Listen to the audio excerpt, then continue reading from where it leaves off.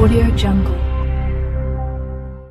सिंध जे रूहानी ऐं मज़हबी तारीख़ में रहड़की हिंदू दरबार खे एक अहम हैसियत हासिल रही है। इन दरबार जे गादी नशीन साधराम दास पंहिंजी सादगी, मज़हबी रवादारी ऐं इंसान दोस्त तबियत सबब हज़ारे माण्हुनि जे दिलनि में जाइ ठाही। टिघे अरसे खां बीमारीअ में मुब्तला रहण बाद संदसि दयानत न रुगो हिंदू बिरादरी पर समूरी सिंध लाइ हिकु वॾो नुक़सान समझियो पियो वञे। साधराम दास पंहिंजी ज़िंदगीअ जो वॾो हिसो इबादत, इंसानियत जी ख़िदमत ऐं अमन जे पैगाम खे आम करण में गुज़ारियो। रहड़की दरबार सदाईं मुहबत, भाईचारे ऐं मज़हबी हमहंगीअ जी अलामत रही आहे, जिथे मुख़्तलिफ़ मज़हबनि सां वास्तो रखंदड़ माण्हू अक़ीदत सां ईंदा रहिया। साधराम दास में उन रवायत खे अॻिते वधाईंदे नफ़रत बदिरां मुहबत जो दर्स ॾिनो।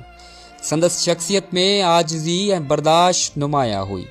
दरबार ते ईंदड़ हर माण्हूअ सां बिना फ़र्क़ जे इज़त ऐं शफ़क़त सां पेश अचणु संदसि सुञाणप बणियल हुई।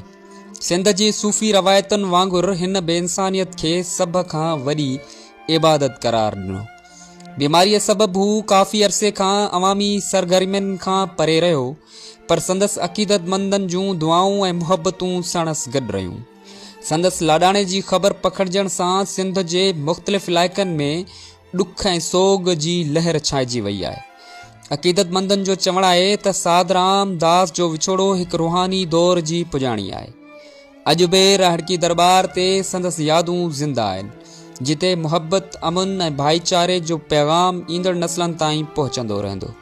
साधराम दास जिस्मानी तौर ते इन फ़ानी दुनिया मां अॼु सिंगापुर जी अस्पताल में लाॾाणो करे वियो आहे, पर संदसि तालीम, फ़िक्र ऐं इंसान दोस्ती हमेशह माण्हुनि जे दिलनि में ज़िंदा रहंदी।